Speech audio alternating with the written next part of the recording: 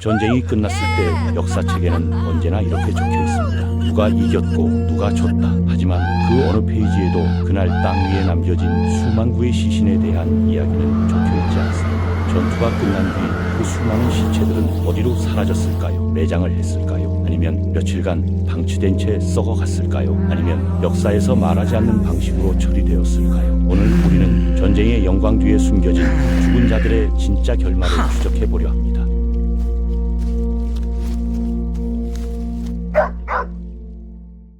사실 이 주제는 역사학자들조차 정확히 파악하지 못한 부분이 많습니다. 전투 기록은 넘쳐나지만 정작 시체를 어떻게 처리했는지에 대한 기록은 놀라울 정도로 부족하거든요. 그럼 유명한 전투가 벌어진 장소를 파보면 되지 않냐고요. 그것도 생각만큼 간단하지 않습니다. 고대 그리스 사람들은 꽤 괜찮은 편이었습니다. 전투가 끝나면 자기 편 시체든 적군 시체든 종교적 관습에 따라 매장하려고 노력했거든요. 기원전 338년에 벌어진 카이로네이아 전투를 보면 마케도니아의 필리포스 2세와 아테네군이 싸운 뒤 양측 모두 전사자들을 정중하게 묻어줬습니다.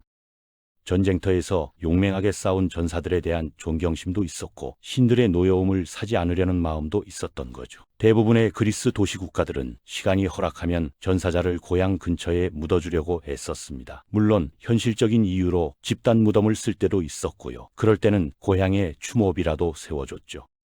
그런데 스파르타는 좀 달랐습니다. 이들은 전사자를 전투가 벌어진 바로 그 자리에 묻었거든요. 더 특이한 건 다른 문화권에서는 시체의 귀중품을 다 챙겨가는 게 보통이었는데 스파르타는 무기와 갑옷을 그대로 함께 묻어줬다는 겁니다. 무덤에는 이름과 함께 전쟁에서라는 짧은 문구만 새겨 넣었는데 이게 스파르타에서는 엄청난 영예였습니다. 전투 중이 아닌 평범한 죽음을 맞이한 사람은 이름도 없는 무덤에 묻혔으니까요. 단 하나의 예외가 있었는데 출산 중에 죽은 여성에게도 같은 영예를 허락했다는 점입니다. 목숨을 걸고 새 생명을 낳아 죽는 것도 전투에서의 죽음만큼이나 명예로운 일로 본 거죠. 로마 시대로 넘어가 보겠습니다. 로마 군인들은 매달 월급에서 조금씩 떼어 장례 비용 기금을 만들었습니다. 그만큼 로마군은 전사자의 시신을 회수하려고 상당히 노력했다는 뜻이죠.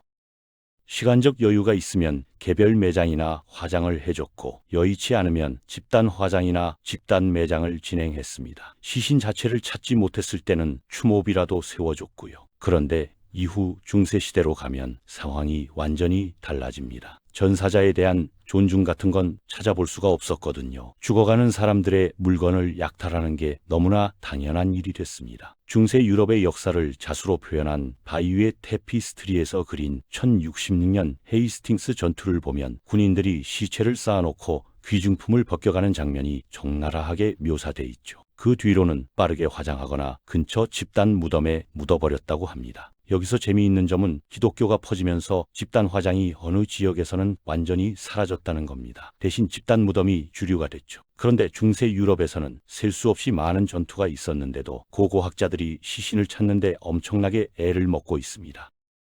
분쟁 고고학 저널에 실린 한 논문을 보면 중세 전투의 전사자들은 어디에 있는가라는 제목으로 이 문제를 다뤘을 정도거든요. 논문에서는 서유럽의 중세 후기 전투에서 나온 집단 무덤 중 현대적 기준으로 대규모 발굴 작업이 이뤄진 곳이 손에 꼽을 정도라고 지적합니다. 가장 큰 이유는 이런 무덤들을 찾기가 극도로 어렵다는 거죠. 대부분 우연히 발견됐을 뿐입니다. 전투가 벌어진 장소가 몇 제곱킬로미터에 달하는데 그 안 어딘가에 있는 작은 매장지를 찾아내는 건 정말 쉽지 않은 일이거든요. 더 최근 기록이 많이 남은 나폴레옹 전쟁 시기를 봐도 약탈은 여전했습니다. 아니, 오히려 더 심해졌다고 봐야 할 정도죠. 군인들은 물론이고 근처 주민들까지 전투가 끝나면 시체에서 쓸만한 걸 다 뒤졌습니다. 1807년 하일스베르크 전투 이후 한 영국 장군이 남긴 기록을 보면 그 참상이 적나라하게 드러나는데요. 숲과 러시아 포대 사이 400m쯤 되는 땅이 온통 벌거벗은 시체로 뒤덮여 있었다고 합니다.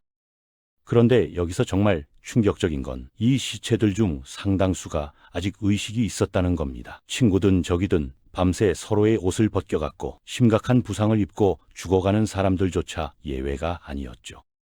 장군은 이 광경을 보고 눈이 그것을 혐오했지만 그로부터 시선을 떼어낼 수 없었대. 기록했습니다. 중상을 입고 쓰러진 사람들이 자기 물건을 빼앗기는 치욕을 당했다는 건데, 더 끔찍한 건 적이 아니라 아군 동료들도 이런 짓을 서슴지 않았다는 겁니다. 실제로 부상에서 살아남은 군인들이 나중에 증언한 내용을 보면 깨어났더니 알몸이 되어 있었다는 얘기가 수두룩합니다. 프랑스 군인 장 바티스트 드 마르보의 기록을 들어보면 그 상황이 얼마나 참담했는지 생생하게 느껴지는데요. 그는 눈 위에서 죽은 자들과 죽어가는 자들 사이에 누워 움직일 수조차 없는 상태로 의식을 잃었다가 4시간쯤 뒤에 깨어났습니다. 완전히 벌거벗은 상태였고 모자와 오른쪽 부츠만 남아 있었죠. 수송부대 소속 어떤 남자가 그를 죽은 줄 알고 옷을 다 벗긴 뒤 마지막 남은 부츠를 빼려고 다리를 잡아당기고 있었던 겁니다. 그 충격에 의식을 되찾은 마르보는 목구멍에서 피덩어리를 뱉어내며 간신히 몸을 일으켰다고 합니다. 총알바람이 일으킨 충격파 때문에 얼굴과 어깨, 가슴이 새까맣게 변했고 나머지 몸은 상처에서 흘러나온 피로 붉게 물들어 있었죠. 모자와 머리카락에는 피로 범벅이 된 눈이 가득했고 눈알을 이리저리 굴리는 그의 모습은 정말 끔찍했을 거라고 본인이 직접 말했습니다. 옷을 모두 빼앗긴 시체들은, 그리고 간혹 아직 숨이 붙어있는 사람들까지 집단 무덤에 던져졌습니다. 양쪽 군대의 시체가 아무렇게나 섞여서 말이죠. 이 작업은 보통 군인들이 직접 하거나 많은 경우 근처 주민들이 이 끔찍한 임무를 떠맡았습니다. 하지만 수천 구의 시체를 그냥 방치한 전투도 많았거든요. 1812년 필리프 세기르 장군의 기록을 보면 콜로가 강을 지나 행군하던 중 갑자기 누군가 공포에 질린 비명을 질렀다고 합니다. 모두가 주변을 둘러보니 눈앞에 황폐하고 나무도 다 잘려나간 표원이 펼쳐져 있었고 멀리 보이는 언덕은 마치 꺼진 화산처럼 기괴한 모습이었죠. 땅은 온통 부서진 투구와 흉갑 조각, 찢어진 군복, 피로 물든 군기들로 뒤덮여 있었습니다. 그리고 그 황량한 장소에 3만 구의 시체가 반쯤 뜯어먹힌 채 널려 있었던 겁니다. 시체에서 귀중품을 챙기는 것만이 전부가 아니었습니다. 시체 자체도 가치가 있었거든요. 인간 청소부리 와서 죽은 자들의 이빨을 뽑아갔는데 이걸로 틀니를 만들었습니다. 나폴레옹 전쟁, 특히 워털루 전투는 영국 치과 산업에 엄청난 호황을 가져다 줬고 전쟁이 끝나고 10년이 넘도록 틀니를 워털루 이빨이라고 불렀을 정도죠. 군인들의 이빨이 인기가 많았던 이유는 대부분 젊은 남자들의 것이라 상태가 좋았기 때문입니다. 나이 든 시체에서 나온 이빨과는 비교할 수 없었던 거죠.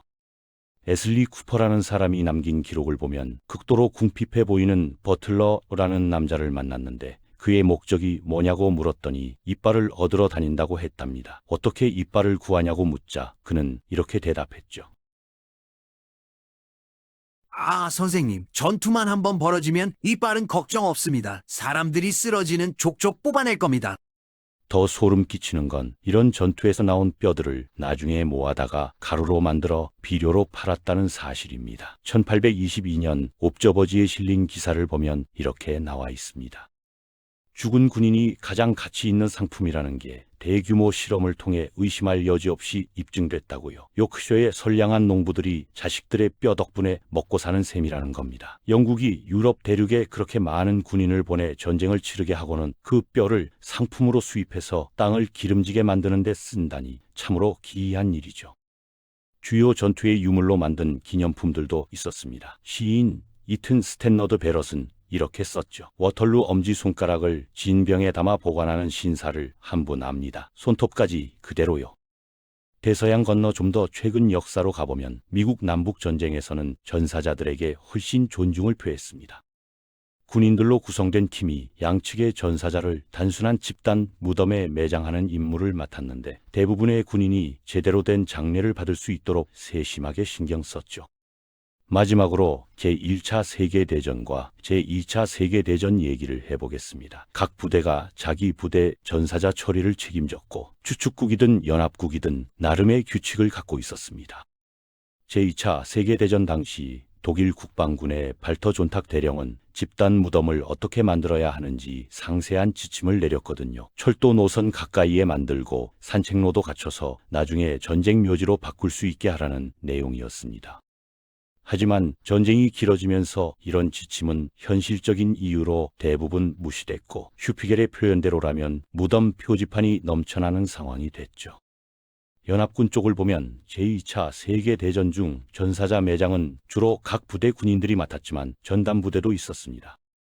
미국의 경우 병참 무덤 등록 서비스라는 조직이 있었는데요. 전사한 미군을 한 명도 빠짐없이 찾아내서 매장하는 게 임무였습니다. 이들은 전쟁의 숨은 영웅으로 평가받지만 전쟁이 끝난 뒤 거의 인정받지 못했죠. 무덤 등록 부대는 자신들의 임무에 엄청나게 헌신적이었고 엄숙한 의무감과 결연한 의지로 일했습니다. 시신을 신원 확인하고 종교에 맞는 적절한 장례를 치르기 위해 상상을 초월하는 노력을 기울였거든요.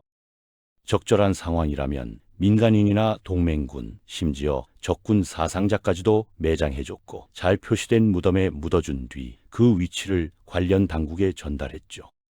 오늘 영상은 어떠셨나요? 전쟁터에서 죽은 자들을 대하는 태도는 시대마다 달랐지만 결국 인간성의 양면을 모두 보여주는 거울이었습니다. 총을 들었던 손이 마지막엔 흙을 덮었습니다. 그것이 전쟁의 가장 아이러니한 장면이 아닐까 싶습니다.